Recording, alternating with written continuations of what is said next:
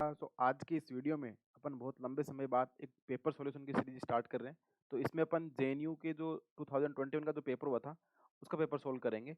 इसमें अपन सबसे पहले ग्रुप थ्योरी देख रहे हैं और ग्रुप थ्योरी में लगभग 15 क्वेश्चन पूछे गए थे। तो आज की इस वीडियो में अपन 5 क्वेश्चन सोल्व करने वाले हैं।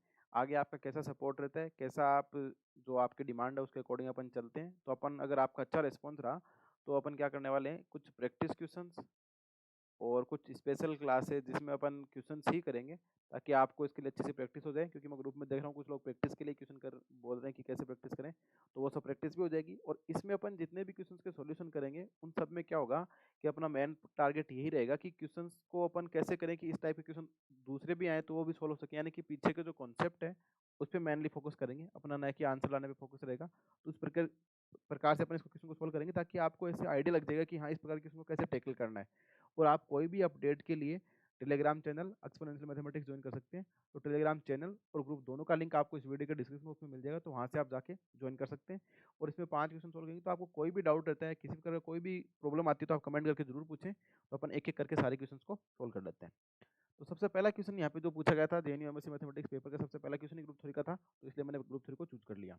वो था which of the following can be class equation of A group of order 12। अब मतलब ऐसे बोला कि ऑर्डर ऑफ जी अपन को क्या दे रखा है, order of G equal to 12 दे रखा है। पूछा निम्न में से कौन सा क्या हो सकता है इसका क्लास इक्वेशन बन सकती है। पहली बात तो आपको क्लास इक्वेशन के लिए कुछ प्रॉपर्टी हैं जो कि पता होना चाहिए।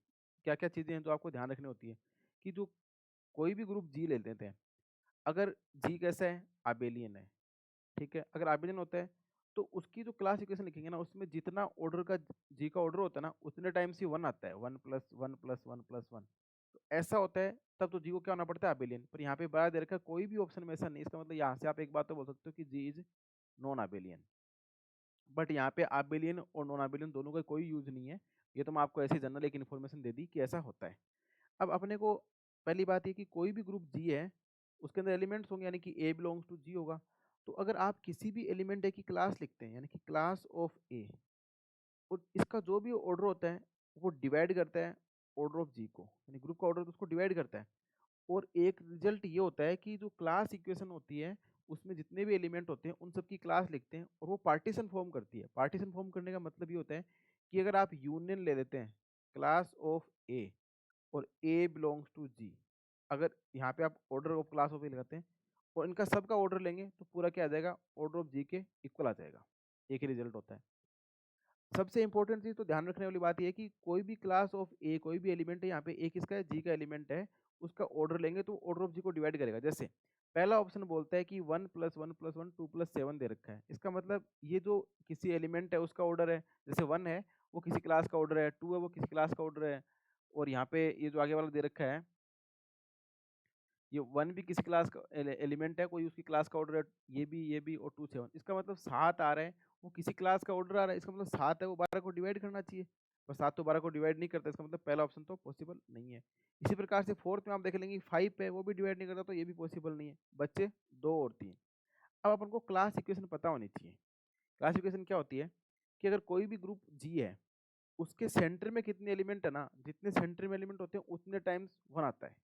यानी कि अगर मान लो ऑर्डर ऑफ जेड जी अगर मान लो 5 है, तो जेड जी बोलने का मतलब कि सेंटर ऑफ जी, अगर जितने एलिमेंट सेंटर में होते हैं उतने टाइम क्लास इक्वेशन में 1+1+1। तभी देखो यहाँ पे ये किसी भी ग्रुप की क्या लिखी हुई है, क्लास इक्वेशन लिखी हुई है कि order of G equal to order of Z G, यानी कि जितना सेंटर है उतने टाइम 1+1+1। बाकी summation A does not belong to Z G, center में बिलोंग नहीं करेगा, उसके लिए order of G upon order of normalizer of A, इसको अपन सेकंड क्लास इक्वेशन बोलते हैं। और एक चीज ये, अगर कोई एलिमेंट ए है अगर वो सेंटर में बिलोंग करता है तो उसकी क्लासिफिकेशन का ऑर्डर क्या आएगा, उसकी क्लास का ऑर्डर क्या आएगा, 1 आएगा। यानी कि जितना ऑर्डर ऑफ जेड जी होगा ना उतने टाइम्स 1+1+, अगर 3 टाइम्स है तो 3 टाइम्स 1 आएगा। यानी कि किसी भी क्लासिफिकेशन में जितने टाइम्स 1 लिखा हुआ है इसका मतलब वो सब क्या है, एलिमेंट, उतने एलिमेंट क्या है, सेंटर में बिलोंग कर रहे हैं। दूसरी बात, सेंटर क्या होता है, जी का सब ग्रुप होता है। इसका मतलब सेंटर का ऑर्डर क्या होगा, ग्रुप के ऑर्डर को डिवाइड करेगा। यानी कि अब यहाँ पे आप देख सकते हो दूसरे और तीसरे ऑप्शन में कि अगर आप दूसरे तीसरे ऑप्शन की बात करें तो यहाँ पे क्या हो रहा है कि 2 बार 1 है, यहाँ पे 5 बार 1 है। इसका मतलब तीसरे ऑप्शन के अकॉर्डिंग सेंटर ऑफ जेड जी में कितने एलिमेंट आएंगे, 5 आएंगे, और 5 डिवाइड करना चाहिए ऑर्डर ऑफ जी को, तो 5 तो डिवाइड नहीं कर रहा 12 को। इसका मतलब क्या हुआ कि ये वाला पॉसिबल भी नहीं है। इसका मतलब सेकंड आंसर क्या होगा, इसका क्लास इक्वेशन है वो 12 ऑर्डर के लिए क्या है, पॉसिबल क्लास इक्वेशन है। तो इसका मतलब इसका आंसर क्या हो जाएगा, सेकंड ऑप्शन हो जाएगा। कैसे हुआ? इसमें अपन ने किन-किन चीज़ों का यूज़ करा? यहाँ पे अपन ने सिर्फ़ यही चीज़ का यूज़ करा कि ऑर्डर ऑफ क्लास ऑफ ए, यानी किसी भी एलिमेंट की क्लास का ऑर्डर है, वो ग्रुप के ऑर्डर को डिवाइड करता है। दूसरी चीज़ ये कि अगर सेंटर में कितने एलिमेंट आते हैं, उतने टाइम्स क्लास इक्वेशन में 1 आएगा, और वो जितने टाइम्स 1 आता है, वो सब क्या होता है? सेंटर का ऑर्डर बताता है, और सेंटर होता है वो सब ग्रुप बनाता है और ग्रुप के ऑर्डर को डिवाइड करता है। तो यहाँ पे 5 टाइम्स 1 था, तो इसका मतलब 5 है वो सेंटर का ऑर्डर है, और 5 डिवाइड करेगा ज़ेड जी, तो कि पॉसिबल नहीं है। और क्लास इक्वेशन में अगर कोई ग्रुप अबेलियन होता है, ये तो मैंने अलग से इन्फॉर्मेशन दे दी, अगर अबेलियन होता है उसके सभी क्लास इक्वेशन में क्या आएगा? 1 1 1 आएगा। तो इसका आंसर क्या हो जाएगा? सेकंड। आई होप आपको ये क्वेश्चन समझ आया होगा। अगर कोई भी डाउट होता है तो आप कमेंट बॉक्स में ज़रूर पूछें। अब चलते हैं अपन नेक्स्ट क्वेश्चन पे। नेक्स्ट क्वेश्चन क्या बोलते हैं कि let G be a group such that all quotient group of G are cyclic, then which of the following is true. अब देखो ये क्वेश्चन बहुत ही सिंपल है। अगर आप थोड़ा सा भी दिमाग लगाते, इस क्वेश्चन को थोड़ा सोचना था। अब कई बार होता है एग्जाम हॉल में आपका दिमाग काम नहीं करता है। आप एक चीज नोट करेंगे कि जो जेएनयू का जो पेपर होता है, उसके क्वेश्चन पेपर का जो लेवल है वो थोड़ा अलग टाइप का है। मतलब थोड़ा सा आपको दिमाग को खोल के बैठना पड़ेगा पेपर सोल्व करने के लिए। कुछ चीजें आपस में डिस्कस करेंगे तो ज्यादा रिजल्ट निकलेंगे। आप कहीं पे भी सर्च करेंगे तो आपको कहीं पे भी सॉल्यूशन कंप्लीट नहीं मिलने वाला है, क्योंकि अभी जेएनयू के 2 पेपर हो चुके हैं, 2019 और 2020, अभी ये तीसरा पेपर था 2021 का। तो आपको ये तीनों पेपर के सॉल्यूशन कहीं नहीं मिलेंगे। ये 2019 और 20 के पेपर आपको एक्सपोनेंशियल मैथमेटिक्स यूट्यूब चैनल पे मिल जाएंगे। 2021 का अपन सोल्व कर ही रहे हैं, बाकी आपको कहीं पे भी नहीं मिलने वाले तीनों पेपर के सॉल्यूशन। तो इसलिए आप बढ़िया से दिमाग शांति से बैठें और हर क्वेश्चन को थोड़ा सोचें कि क्या-क्या हो सकता है। अब इस क्वेश्चन में छोटा-सा ही काम अगर आप दिमाग लगा लेते तो ये 1 सेकंड में होने वाला क्वेश्चन था। बाकी अगर सोचते रह जाएँ तो बहुत टाइम लग सकता है। Let G be group such, इसके कोई भी ग्रुप जी है, इसने ऐसे बोला कि जी के सारे जो क्वोशंट ग्रुप है वो कैसे हैं? साइक्लिक हैं, सारे साइक्लिक हैं। अगर मान लो, अब पहली बात तो क्वोशंट बनाने के लिए कोई जी बाई एच टाइप का बनाएंगे, और एच क्या होगा? एच कैसा होगा? नॉर्मल सब ग्रुप होगा जी का, तभी तो अपन जी बाई एच डिफाइन कर पाएंगे। तो उसने बोला कि हर जी बाई एच कैसा है? साइक्लिक है। ऐसे बोल दिया, all quotient group of G by H cyclic. अब मुझे ऐसे पता है कि कोई भी ग्रुप में अगर जी ले लेता हूँ, सपोज दैट कोई भी जी ले लो भले, यहाँ पे जी कोई फिक्स नहीं है, कोई भी जी होगा, पर उसके लिए अगर मैं एच को अगर मैं ले लेता हूँ आइडेंटिटी, तो क्या नॉर्मल सब ग्रुप नहीं होगा? ये नॉर्मल सब ग्रुप होगा, क्योंकि आइडेंटिटी तो हमेशा नॉर्मल सब ग्रुप होता है। तो ये नॉर्मल सब ग्रुप हो गया। इसका मतलब जी बटा जी बाई एच करूँ या question group G by H लिखो, तो इसको ऐसे लिख सकता हूँ जी आइडेंटिटी ई, और which is isomorphic to again G. अब इसने ऐसे बोला कि हर क्वेश्चन ग्रुप साइक्लिक है, इसका मतलब ये भी साइक्लिक है, ये भी साइक्लिक, और ये आइसोमॉर्फिक किसके? जी के, तो इसका मतलब जी कैसा हो गया? साइक्लिक हो गया। तो इसका मतलब अगर कोई ग्रुप है उसका हर क्वेश्चन ग्रुप साइक्लिक है, तो वो ग्रुप भी कैसा होगा? साइक्लिक होगा। इसका रीजन कहाँ से पता चला कि अगर हर क्वेश्चन ग्रुप साइक्लिक है, इसका मतलब जी बाई ई भी क्वेश्चन ग्रुप है, और जब ये साइक्लिक है तो ये आइसोमॉर्फिक टू जी हो गया, तो ये जी भी क्या बन जाएगा अपना? साइक्लिक बन जाएगा। तो आपको बस इतनी सी बात ध्यान रखनी थी, अगर ग्रुप साइक्लिक है, अपन को ग्रुप के बारे में पूछा गया है, अपन को देखा कि जी का हर क्वेश्चन ग्रुप साइक्लिक है, इसका मतलब जी बाई ई भी साइक्लिक है, और जैसे ही जी बाई ई साइक्लिक हो गया तो जी क्या बन जाएगा? साइक्लिक बन जाएगा। तो फर्स्ट ऑप्शन बोला जी मस्ट बी साइक्लिक ग्रुप, बिल्कुल करेक्ट बात है कि जी कैसा होगा? साइक्लिक होगा। अब आगे वाले ऑप्शन आप देखते ही बता दोगे कि आगे वाले करेक्ट होंगे कि नहीं होंगे। अब यहाँ से इतना पता लगेगा जी मस्ट बी साइक्लिक, तो फर्स्ट ऑप्शन करेक्ट हो गया। दूसरा बोलता है जी मस्ट बी एन आबेलियन ग्रुप। अब देखो साइक्लिक है तो आबेलियन होगा, बट आगे इसने क्या बोला है? बट नॉट नेसेसरली साइक्लिक, तो ये गलत हो गया, क्योंकि साइक्लिक तो होगा, इस वजह से आबेलियन होगा। ऐसा तो पॉसिबल ही नहीं कि आबेलियन हो साइक्लिक ना हो। ऐसा हो सकता है कि अबेलियन हो पर साइक्लिक, पर ये ग्रुप कैसा होगा? साइक्लिक है, इसलिए अबेलियन तो होगा ही होगा 100%। तो इसमें नॉट नेसेसरली साइक्लिक, तो ये गलत हो गया।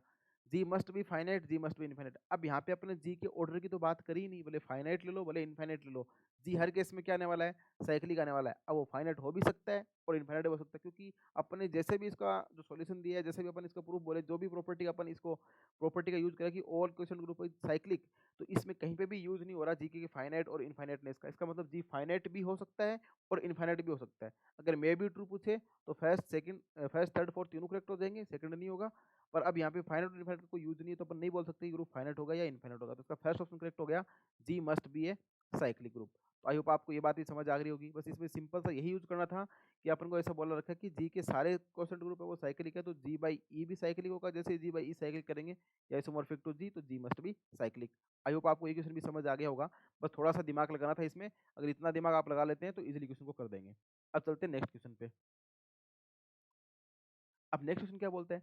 अब ये थोड़ा सा अच्छा क्वेश्चन है। ये वैसे देखा जाए अच्छा है, इसमें गलती, इसमें ऑप्शन ही ऐसे दिए हैं कि इसमें आपकी गलती हो ही नहीं सकती। कि exactly how many group homomorphism are there from S4 to Z/24 Z, यानी कि Z24 की बात कर रहा है। ये आपको बताना कि S4 से Z24 पे कितनी ग्रुप होमोर्फिज्म डिफाइन कर सकते हैं अपन। पहला ऑप्शन बोलता है 1, दूसरा बोलता है 2, तीसरा बोलता है 12C2, चौथा बोलता है 4। अब अपन को क्या होता है कि कोई भी होमोमॉर्फिज्म अगर मैं 5 डिफाइन करूं, कहाँ से? G1 से G2 में। तो अपन क्या यूज करते हैं, कुछ जनरल ट्रिक्स हैं या जनरल प्रॉपर्टीज होती है, जैसे बोल के अपन जिस चीज़ का यूज करते हैं वो अपन पहली बात क्या करते हैं, अपन फाइंड करते हैं नॉर्मल सबग्रुप ऑफ जी। अपन जी के नॉर्मल सबग्रुप की फाइंड आउट करने की कोशिश करते हैं। अगर अपन को जी के नॉर्मल सबग्रुप मिल जाए तो अपन इजीली काम कर सकते हैं। अब यहाँ पे जी अपना क्या है, जीवन क्या है, S4 है, तो आपको S4 के नॉर्मल सबग्रुप पता होने चाहिए। S4 का नॉर्मल आइडेंटिटी हो जाता है, S4 खुद हो जाता है, और एक नॉर्मल सबग्रुप और होता है A4, ये तो हमेशा ही होता है। और एक इसमें और होता है, इसको अगर मैं H1 बोलूँ, इसको अगर मैं H2 बोलूँ, और इसको अगर H4 बोल देता हूँ, चलो ये H4 है और ये H2 है, और H3 में अगर इसको बोल देता हूँ, एक और सबग्रुप होता है जो कि क्या होता है, नॉर्मल सबग्रुप होता है। यानी कहने का मतलब ये है कि S4 के पास टोटल 4 नॉर्मल सबग्रुप होते हैं। कौन से होते हैं वो देख सकते हैं आप। आइडेंटिटी वाला A4 वाला, A4 वाला क्यों होता है, किसी भी सबग्रुप का अगर इंडेक्स 2 आ रहा है, यानी कि ऑर्डर ऑफ G/H करने पर अगर 2 आ जाता है तो वो ग्रुप क्या बन जाता है, नॉर्मल सबग्रुप बन जाता है। तो अगर ऑर्डर ऑफ अपन S4/A4 करते हैं तो S4 का ऑर्डर का फैक्टोरियल 4 अपॉन इसका फैक्टोरियल 4/2 करने पे 2 आ जाता है, तो ये भी क्या बन जाएगा, नॉर्मल सबग्रुप बन जाएगा। और H3 भी क्या होता है, नॉर्मल सबग्रुप होता है, और एक S4 खुद तो नॉर्मल सबग्रुप होता ही होता है। तो टोटल 4 नॉर्मल सबग्रुप हैं। अब अपन को बताना है कि कौन से में होमोमॉर्फिज्म एग्जिस्ट करेगी। अब देखो, अगर S4 से जब अपन को बात करनी है Z24 पे, अपन को जाना है S4 से Z24 पे। अपन पहला केस ले लेते हैं कि भाई S4 अपॉन अपन जो जो होमोमॉर्फिज्म डिफाइन करने के लिए अपन नॉर्मल सबग्रुप की बात करें तो आइडेंटिटी ले लेते हैं, सपोज है तो S4 अपॉन आइडेंटिटी करेंगे तो आइसोमॉर्फिक टू S4 ही आ जाएगा वापस। अब अगर ये होमोमॉर्फिज्म तभी हो पाएगी जब S4 है वो किसी Z24 के किसी सबग्रुप के आइसोमॉर्फिक हो, या तो इसके बराबर है किसी सबग्रुप के आइसोमॉर्फिक हो। अब अपन को इतना पता है कि S4 का जो ऑर्डर है वो 24 है, Z24 का ऑर्डर भी 24 है, तो ये तो इसके किसी सबग्रुप के तो आइसोमॉर्फिक हो ही नहीं सकता, होगा तो Z24 की होगा।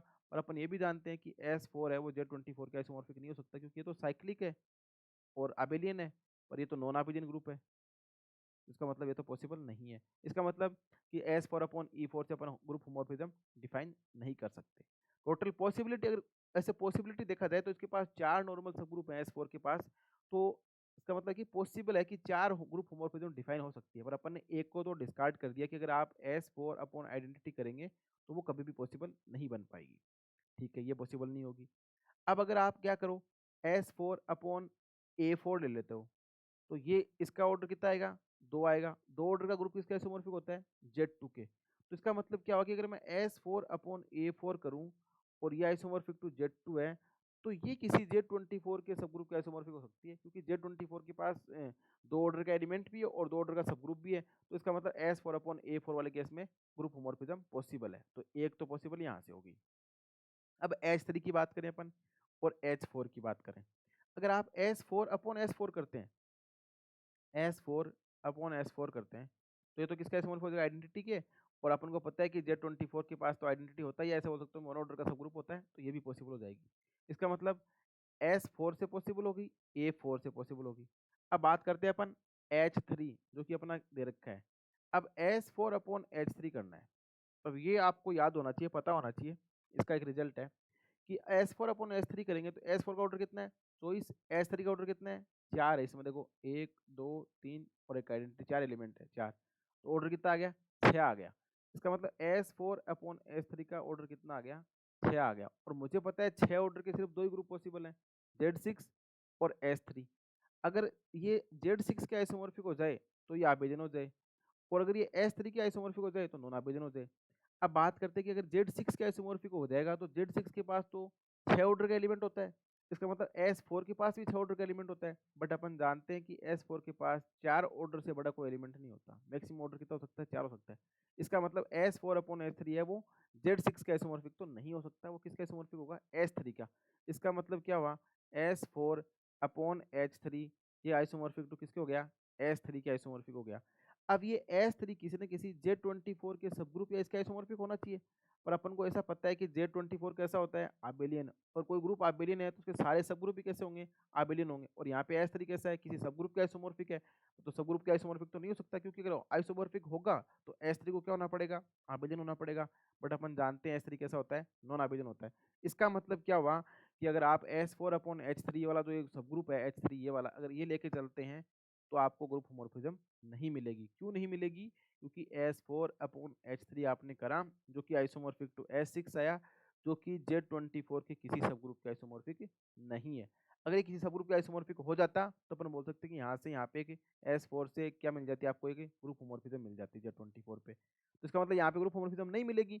तो टोटल ग्रुप होमोर्फिज्म कितनी मिली अपने को अब तक? टोटल पॉसिबल तो 4 थी, उस 4 में से एक तो कौन सी कैंसिल हो गई, एक तो आइडेंटिटी वाली कैंसिल होगी, यानी कि S4 से Z4 भी, एक तो आइडेंटिटी वाली कैंसिल होगी और एक S3 वाली कैंसिल होगी। तो दो बची, वो भी कौन से? एक तो A4 से आ सकती है और एक किससे आ सकती है? एक S4 खुद से आ सकती है। तो टोटल दो ही क्या है ग्रुप होमोर्फिज्म पॉसिबल है।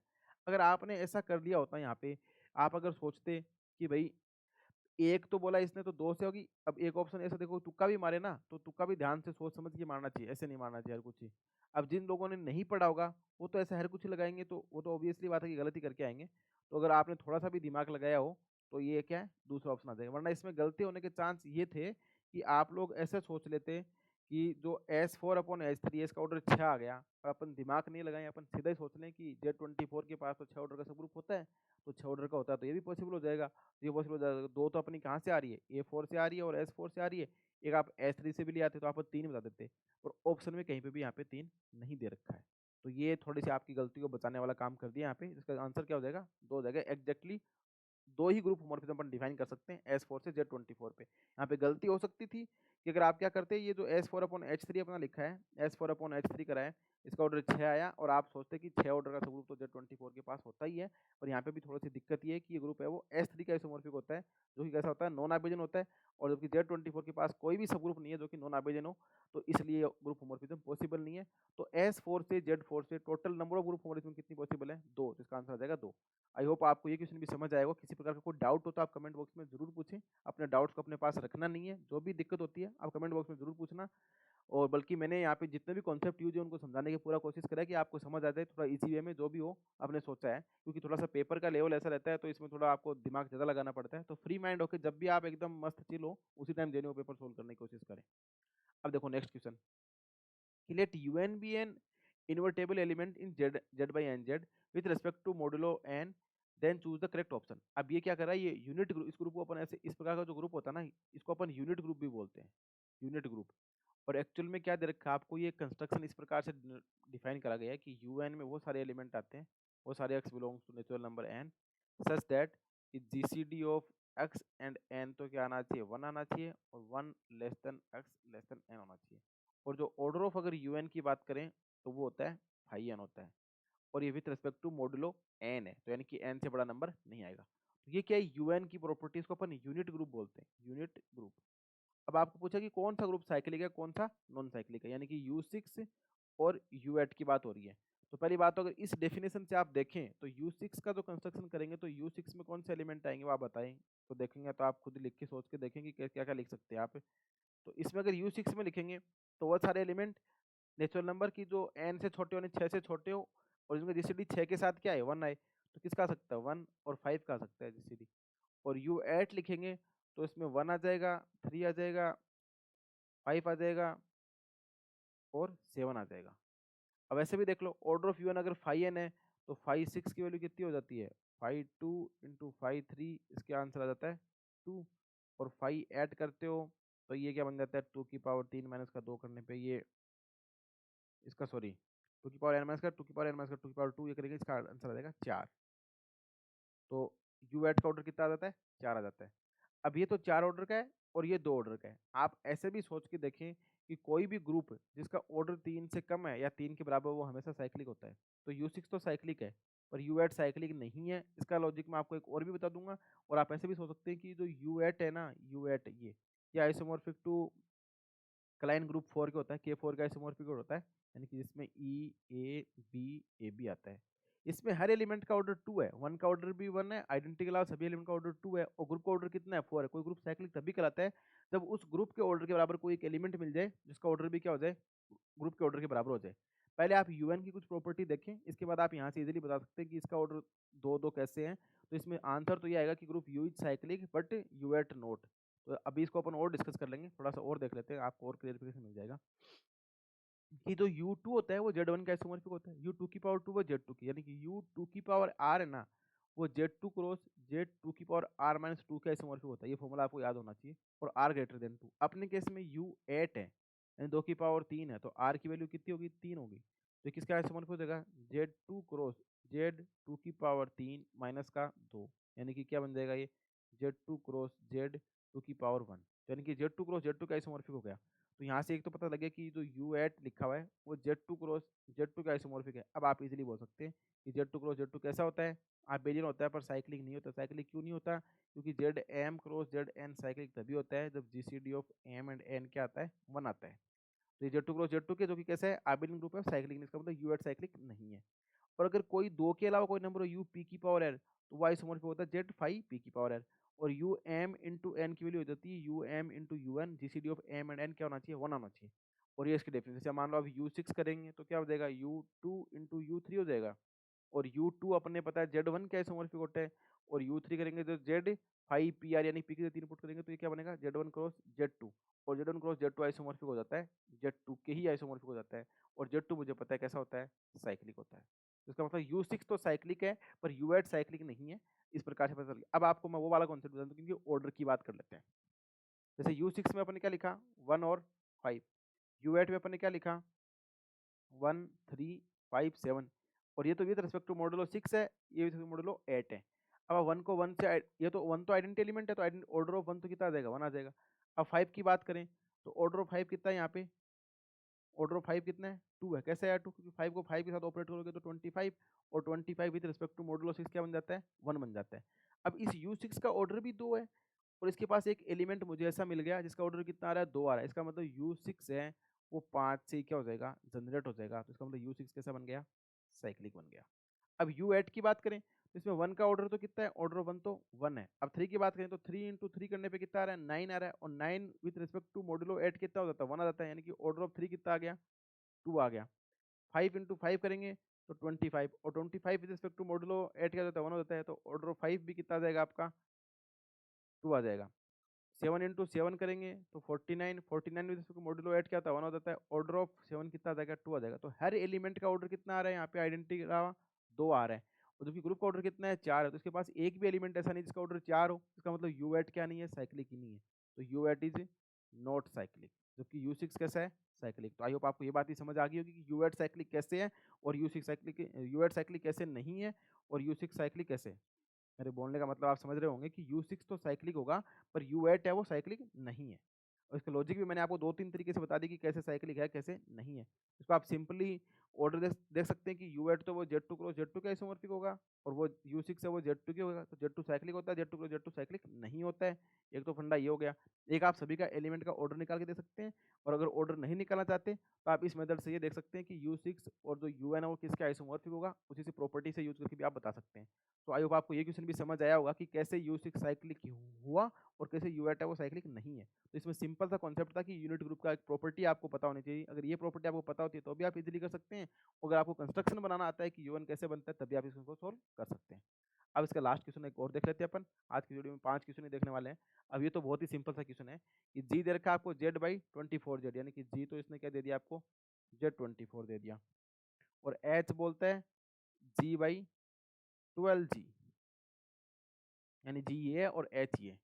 Then which of the following are true, कि H किसके आइसोमॉर्फिक होगा? H पूछा है तो H का कंस्ट्रक्शन क्या है? Z24/12 into Z24। अब मुझे ऐसे पता है कि Z24 कैसा होता है? साइक्लिक ग्रुप होता है। और Z24 किससे जनरेट होता है? Z24 में बोल सकता हूँ 1 से जनरेट होता है। क्यों होता है? क्योंकि ऑर्डर ऑफ 1 कितना होता है? 24 होता है। और ऑर्डर ऑफ Z24 भी कितना है? 24 है। तो इसका मतलब क्या हुआ कि यहाँ पे जो Z24 है वो साइक्लिक है और 1 से जनरेट हो रहा है। इसका मतलब मैं H को ऐसे लिख सकता हूँ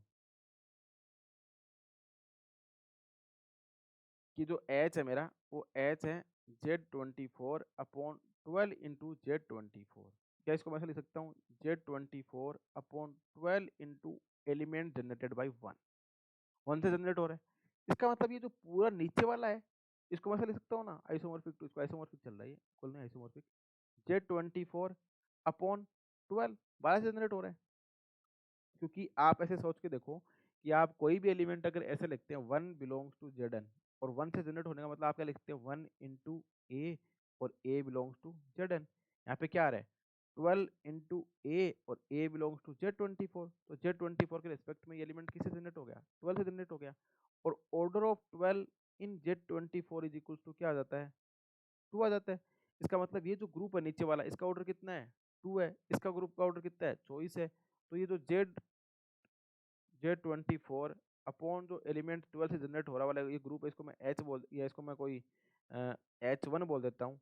तो ये, और ये Z24 अपॉन H1, तो ये आइसोमॉर्फिक टू कितना हो जाएगा, इसका ऑर्डर कितना हो जाएगा, 24/2, यानी कि 12 ऑर्डर का ग्रुप आएगा। जो H आएगा, H is isomorphic to G, कोई H इज आइसोमॉर्फिक टू कोई मान लो ग्रुप मान लेते हैं अपन H3, और ऑर्डर ऑफ H3 कितना होएगा, ऑर्डर ऑफ H3 होएगा 12।